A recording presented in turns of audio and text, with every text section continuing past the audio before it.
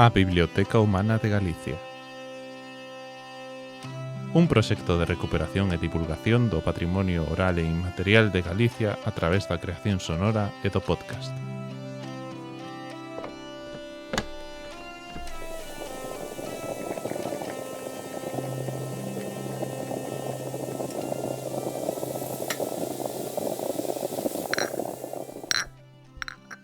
Un café con Federico López Silvestre.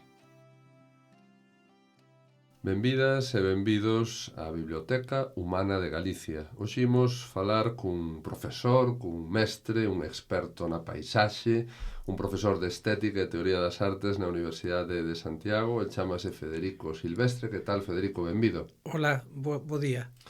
Pois moi bo día, benvido a esta Biblioteca Humana de Galicia. Que che parece o nome? Gústame moito, aínda que hoxe eu penso que gustaríame máis Biblioteca Poshumana de Galicia. Ben, tomamos nota. E por qué? Home, porque penso que a idea esa de sobrehumanismo, poshumanismo, pode axudarnos a facer rede co resto do que nos rodea. En que sentido? Pois incorporar as galiñas, as vacas, o maíz, neste sentido. Como ves o mundo no que vivimos a nivel de, pois eso, dende a túa perspectiva, non? Dende ese post-humanismo. Home, Galicia, non? Para sí. empezar así polo máis perto, non? Polo que está máis perto de nós. O mundo no que vivimos, eu penso que as grandes preguntas neste sentido requiren grandes reflexións. Eu non gusto moito de slogans, pero en xeral podo dicir dúas cousas. Penso que temos sorte, entón se falamos do noso mundo, dese mundo galego, penso que en termos poshumanos Galicia é un bo lugar onde empezar a facer ese outro modo de estar e de facer con. E a cuestión non é tanto o noso pequeno mundo, Galicia, como o resto do mundo, porque este facer con hai que pensalo sempre en global. Aí sí que temos deberes e tarefas que facer. En termos dialóxicos, digamos, non? Sí. É curioso porque en Galicia sí que hai unha cousa que eu creo que non se ten aproveitado en toda a súa potencialidade, que é o comunitarismo. Ese comunitarismo ancestral, non? Que sempre houve por necesidade, non? E que, dende o punto de vista da idade contemporánea, se podería facer unha relectura, non? Desa tradición, dese comunitarismo. Como ves este aspecto? Home, sen dúbida, Galicia ten unha rede, especialmente no mundo rural e na Mariña, de comunidades que están moi unidas. É verdade que parte desas comunidades co progreso, coa lenta diáspora que temos sufrido en Galicia, se foi perdendo. Tampouco cabe, dende o meu punto de vista, tampouco cabe facer romanticismo con este asunto, porque o certo é que perdemos parte desa comunidade. E, por outra banda, a cuestión en Galicia é que si efectivamente hai comunidades moi compenetradas, especialmente no mundo rural, tamén eu penso que a veces hai falta de sociedade civil ou falta de capacidade desas comunidades de implicarse, non quero dicir políticamente, pero sí a nivel civil, para artellar xuntos cousas. En todo caso, é certo que hai algo que hai que aproveitar e ao que deberíamos apelar. E, dende logo, esa comunidade expandida, verdad? A comunidade que tamén implica, como dicía antes, as galiñas e as vacas. E as pedras e as árbores. Todo, Os absolutamente ríos. todo. Os ríos. O cosmos. O cosmos en xeral. Sabes que en Ecuador xa ten naturaleza, carta de natureza, en termos de dereito á selva. Na última Constitución de Ecuador xa aparece a selva enteira como algo que ten unha serie de dereitos como se fose unha persoa en termos xurídicos. Eso está moi ben. Pois sí, moito que aprender desa outra beira do Atlántico. E agora que estamos na outra beira do Atlántico, gustaríame preguntarche, non? Cando falas de estar e facer con, baixando pois a cousas concretas, non? Por exemplo, e comparando con países como Irlanda, non? Que bueno, que se ten convertido mesmo nun lobby tan potente nos Estados Unidos que puxo e quitou presidentes do goberno dos Estados Unidos, non? Nin máis nin menos. Nese sentido, Galicia, a reconexión ca diáspora, os netos e as netas da terra, como ves este aspecto?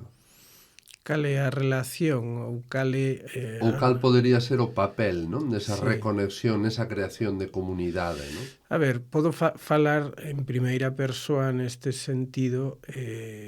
Penso que temos perdidas moitas oportunidades en Galicia neste aspecto. Como director do Departamento de Historia da Arte da Universidade de Santiago, digamos que son un dos promotores da reforma do último grao de Historia da Arte da Universidade. É unha cousa que tentamos, na que temos insistido moito, nunha serie de materias que están a aparecer agora, no novo grao, e na posibilidade de facer esa historia da arte por unha parte expandida e por outra banda situada, é dicir, como a través da emigración, da globalización, da atlantización, se pode construir unha historia da arte que teña en conta moitas partes do mundo, que teña un punto global, pero dende a nosa experiencia da diáspora, da emigración, entón tendo moi presentes núcleos concretos, lugares concretos, que pasou en Cuba, que pasou en Bos Aires. Isto é algo que xa eu tiña claro, pero nun proxecto europeo moi grande que tivemos a sorte de gañar e de dirixir, o proxecto Yucunet, o vimos moito mellor, porque traballamos con Cuba, con México, con Portugal concretamente nese proxecto. Volvendo un pouco ao que falamos de estar e facer con, quería unha reflexión crítica túa tamén, non? De pouco da conexión entre o mundo universitario e a sociedade civil, non? Falábamos de falla de sociedade civil, de falla de dinamismo, hai un problema endémico en Galicia casi, non? Ese salto do individual ao colectivo, non? Moitas veces como fallamos estrepitosamente, non? Niso. Como ves este aspecto, non? Desa conexión ou non conexión entre o mundo universitario e como ese coñecemento universitario se pode poñer ao servizo da comunidade, do avance, do progreso e dese salto tan necesario, non? Do individual ao colectivo. Sí. A ver, o certo é que na universidade durante moitos anos vivimos de espaldas á sociedade, había moito por facer. Penso que a día de hoxe estamos a poñernos as pilas todo o sistema. Digamos que estos son consignas que veñen de Europa, que veñen de Madrid, que nos aplicamos encantados, pero que todo o sistema empeza a ser consciente de que a cuestión social e como a ciencia debe revertir na sociedade e facer unha comunidade coa sociedade é fundamental. Experiencias que estamos a ter en conta, pois, sen ir máis lonxe, os últimos 3 anos estivemos a facer unha serie de exposicións de arte contemporáneo aquí en Fonseca, un rastro de furia e algas, afectos digitais, e a última que a podedes ver neste intre, que ficcións especulativas nas que traballamos en varios sentidos. Por unha banda, lle damos bastante publicidade nos medios para que a xente, toda a ciudadanía vaya. Pero por outra banda, tamén estamos a construir un sistema de faíscas, é dicir, como de conexións dentro do toda a comunidade universitaria para que os alumnos de enxeñería, psicoloxía, políticas, filosofía e non só de arte ou de historia estean a ir a esas exposicións. Como? Falando tamén cos profesores. É dicir, temos grandes comités de transdisciplinares, no último comité somos 20 profesores de outras disciplinas e facemos rede desde aí. Entón, digamos que nos últimos anos a cuestión da transferencia, que é o nome técnico para toda esta cuestión, a temos cada vez máis presente. De todos xeitos, ás veces semella, dende a sociedade civil, nunha mirada allea, non? Que moitas veces a universidade, aínda a pesar de que houve grandes avances, non? Eu comparo da universidade dos anos 90, non? Cando eu estudei aquí en Santiago políticas e despois xornalismo fora e tal, pero sí que aínda falta moito por avanzar, no sentido en que moitas veces ves proxectos potentísimos como no voso departamento, por exemplo. Historia da Arte é un departamento punteiro, non? A nivel de universidades que se están facendo ahora proxectos moi grandes, pero que ás veces non acaba de trasladarse, non? Ou de traducirse, non? A nivel de propiciar cousas, propiciar que acontezan cousas, non? Na sociedade civil, na cidadanía. Claro, a ver, tamén para nós a xente ten que darse conta do que é a vida, non? Dun científico, dun universitario, hai como dous niveis.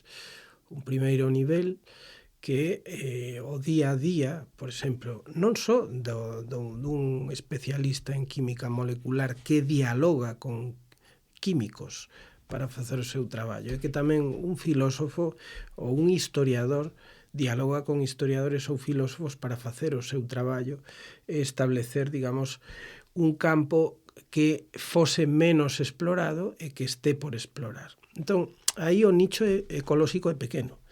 Aí o teu contexto sempre é bastante selecto. Agora ben, efectivamente, no noso departamento nos últimos tempos temos uns cantos proxectos e a transferencia e a visibilidade penso que está a ser notable. Falo de nós, pero poderíamos falar de outras cuestións dentro das universidades ou da nosa universidade. Os proxectos que están a traballar coa recreación virtual de sitios como Portomarín, esas recreacións virtuais sí que se teñen unha boa proxección mediática, a sociedade enseguida entende, porque é visual, é tangible. O proxecto Yucunet do que falaba antes, a repercusión na sociedade non galega, pero sí cubana, mexicana, é real porque creamos, entre outras cousas, varias cousas, dúas maestrías que non existían, unha na illa de Cuba, en La Habana, e outra en México, na UNAM, na universidade, neste caso de Mérida, no Yucatán. Estudos que non existían e que a xente vai poder disfrutar gracias ao ímpetu destas. Entón, o que temos é un problema moi serio, en xeral, de comunicación, non de transferencia, de comunicación. Claro. De divulgación. De divulgación e de impacto. Sí. Temos constantemente seminarios, incluso seminarios que temos xente de renome internacional invitada e que estamos catro gatos e as conferencias a veces son sofisticadas, outras veces son maravillosamente accesibles. Entón, temos un problema de comunicación. E como se pode resolver iso na época do poshumanismo? Supoño que en primeiro lugar falando con xente como vos, con profesionais da comunicación e facendo lobby. Sí. Porque son dúas caras da mesma moeda, penso. Pouco a pouco. Claro. Parte das financiacións estructurais, o sistema universitario ten dúas vías de financiación. Está a financiación dos proxectos específicos, entón ti tes que facer o que dixeches que vas facer. Se trate de estudar a historia de Portomarín para reconstruílo ou se trate de estudiar a imaginación somática que está presente nos seres humanos, pero tamén noutras especies vivas, máis aló diso, cabe facer moito e, en fin, é o que temos que explorar. Falando de explorar, estamos agora conversando, falando aquí tranquilamente mentras tomas un café e estamos a facer, pois eso, grabando unha conversa. Eso agora chamase podcast, non? Podcast é unha ferramenta extraordinaria de... Básicamente quizás pola versatilidade, non? Teño a teoría de que o podcast ten moito pulo actualmente porque ti podes estar facendo outras cousas, non? Ese rollo multimerda, como dice un amigo meu, non? Cando estás facendo moitas cousas ao mesmo tempo. pero é certo, non? O podcast que ten agora mesmo, nós, de feito, empecé a facer documentais no mundo radiofónico e agora estánme solicitando pois, un montón de contidos de podcast, porque hai moitísima demanda de podcast, non? Que é moi curioso esa versatilidade que permite, non? Sí. Quizáis o mellor pode ser unha ferramenta interesante a explorar. Sí. Levo anos falando con amigos, filósofos, xente saída da carreira, que me tenta coa idea. A idea está presente. É verdade que sempre nós na universidade, como vemos dun mundo moi competitivo, parece que non sabemos facer nada se non é para que sea perfecto, millor. Realmente o mundo do podcast profesional é moi profesional, é dicir, os podcasts que teñen saída teñen moito impacto e parece que iso impone un pouco, non? De feito é unha doble vida. O que iba a terminar de dicir antes é que temos os proxectos de investigación dura, sí, pero logo temos unha financiación estructural, normalmente en Galicia da Xunta, pero noutras comunidades das autonomías, etc. Esas financiación estructurais sí que permiten facer este traballo de comunicación. Penso eu. Agora ben, necesitamos sempre axuda. Unha cousa é chegar e falar do que sabes e conseguir un ritmo, e outra cousa é todo o traballo de fondo para comunicar, para establecer o podcast, para establecer os medios. Entón, efectivamente, temos que traballalo. De feito, as mellores universidades están a traballar moitísimo o formato MOOC, o formato podcast, moitísimo. Penso que... Sí, no, era o que che ia a dicir precisamente, porque parece que aí hai unha eiva, o sea, sobre todo comparado co nivel no que vos estades traballando cos vosos proxectos, así que aquí nos poñemos a vosa disposición pro que precisedes, encantados de darvos voz nesta biblioteca posthumana, que vamos a rebautizar, Biblioteca Posthumana de Galicia, animándoos, pois eso, a crear podcast. Nos, de feito, levamos anos desenvolvendo un proxecto de podcast alrededor da figura do Vello dos Contos, que foi a primeira estrela mediática que houve en Galicia, e que o que consideramos é que o podcast é unha ferramenta de innovación educativa que pode ser revolucionaria e que nos están explorando realmente precisamente estes problemas de comunicación que hai moitas veces. O sea, tú vas a un centro educativo, faz un proxecto de podcast co alumnado, é extraordinario o efecto. E algo moi sinxelo, non? Porque moitas veces só pensamos no audiovisual, que implica moitísimos máis medios, cámaras, edición, montaxe, non? E é algo como infra explotado, non? Non, a ver, eu penso que tamén temos unha eiva xeracional, nos. O sea, o que está a acontecer a día de hoxe na universidade é moi curioso cando Cantos organizamos... anos tes ti, Federico? 52 recén cumplidos. Vai 2 días. Parabéns. Gracias. Claro, unha sorpresa para nós que penso que se entende é que a día de hoxe a rapazada, os alumnos, os contratados que están todavía escribindo a tese doutoral organizan tamén os seus eventos, os seus seminarios, e consiguen moita máis xente que cando o senior organizamos algo, aínda que se trate de un seminario, Sí, sí, un seminario. moito trasfondo e moito importante. No, por unha banda moito trasfondo, por outra banda son eles presentando as súas investigacións, pero es que temos realmente un problema de redes, un problema de que non... De chegar. De que non usamos, é moi, porque todos temos redes, pero realmente se queres facelo ben, é un tempo moi grande que non sempre Hai temos. que saber, sí. Entón, o que pasa é que aí se necesitan profesionales, claro. Como en calquera outro ámbito da vida. E voltando un pouco á orixe da túa formación, do teu coñecemento que é a paisaxe. Sí. Falemos un pouco pois, de como ves a paisaxe contemporánea, non? A paisaxe do noso país. A ver, xa levos uns cantos anos falando da nosa paisaxe, do que podería ser, dos seus potenciais maravillosos e das súas realidades, nalgún caso maravillosas, e do que, sin embargo, podería ser e non é. Unha cousa que todos coñecemos ben, isto de chegar, pero coñecemos porque fixemos ese aterrizaxe con amigos de outros países. Estar chegando a Galicia, ao aeroporto de Santiago de Compostela, e que empecen a dicir, pero todos son eucaliptos. Non o decimos, non, o dicen eles. Sí, que ordenado está todo aquí. Sí, que ordenado está todo. Sí, como que podería ser un campo de millo, pero é un monocultivo. Ou de concentración. É un monocultivo de eucalipto, é o que hai.